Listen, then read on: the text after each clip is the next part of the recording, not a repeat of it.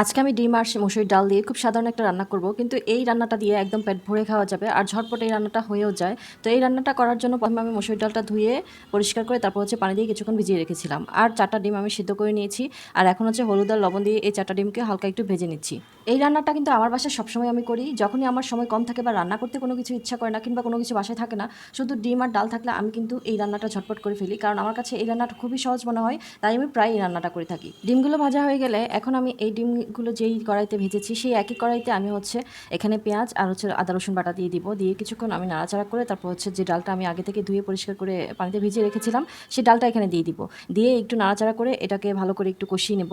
তারপর এখানে দিয়ে দিব হলুদ গুঁড়া, মরিচের গুঁড়া আর একটু লবণ দিয়ে ভালোভাবে নাড়াচাড়া করে এই ডালটার কালার চেঞ্জ হয়ে যাওয়া পর্যন্ত আমি এটাকে ভালোভাবে কষিয়ে নেব।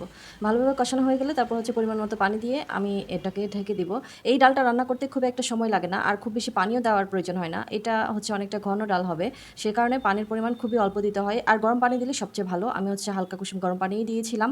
যে কোনো ডাল বা মাংসের তরকারিতে কিন্তু গরম পানি দিলে সবচেয়ে টেস্টটা ভালো হয়। এই রান্নাটা করতে কিন্তু তেমন কোনো মশলাপাতি ইউজ করতে হয় না, খুবই অল্প কিছু উপকরণ দিয়ে এগুলো রান্না করা হয়, যেগুলো ঘরের মধ্যে সবসময় থাকে সেই মশলাপাতি দিয়ে রান্না করা হয়। তো আমি প্রায় আমার বাসায় এই রান্নাটা করে ফেলি। আর এখানে সুন্দর একটা ফ্লেভার আসার জন্য আমি তেজপাতাও ইউজ করেছিলাম। তেজপাতা দেওয়ার কারণে আলাদা একটা ফ্লেভার আসে, যেটা খেতে অনেক বেশি ভালো লাগে। তো আমি এই ডালটা ভালোভাবে ফুটে আসা পর্যন্ত অপেক্ষা করেছি ঢাকনা দিয়ে।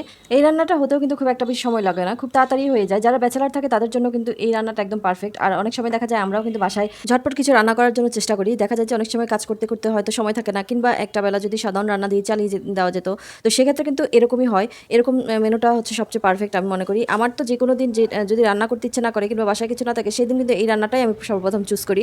এই রান্নাটাই আমি সবসময় রান্না করে থাকি। তো যাই হোক, এখানে আমার এই ডালগুলো সেদ্ধ হয়ে গেছে।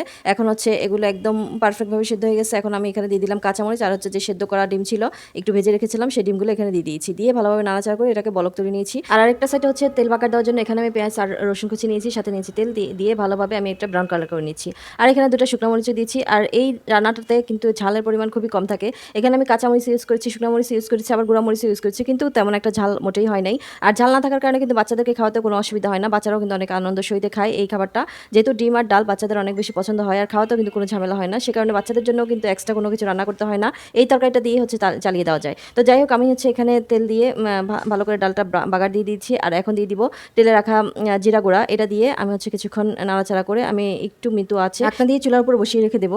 এরপর এটাকে পরিবেশন পালা। আমার কিন্তু এই পর্যায়ে রান্নাটা শেষ হয়ে গেছে। এত সহজ আর ঝটপট এভাবে রান্না করা গেলে কিন্তু সবাই অনেক পছন্দ করবে। আর এই রান্নাটা সাধারণ বলে কিন্তু পেট ভরে খাওয়া যাবে না তা কিন্তু নয়। এই সাধারণ খাবারটা দিয়ে কিন্তু পেট ভরে খাওয়া যাবে। আসলে পেট ভরে খাওয়ার জন্য যে সবসময় মাছ মাংসই হতে হবে তেমন কিন্তু নয়। পেট ভরে খাওয়ার জন্য সাধারণ খাবারও কিন্তু অনেকটা যথেষ্ট। তো আমার এই রান্নাটা হয়ে গেছে। এখন আমি এটা পরিবেশন করব। এটা কিন্তু একদম পারফেক্টভাবে রেডি হয়ে গেছে।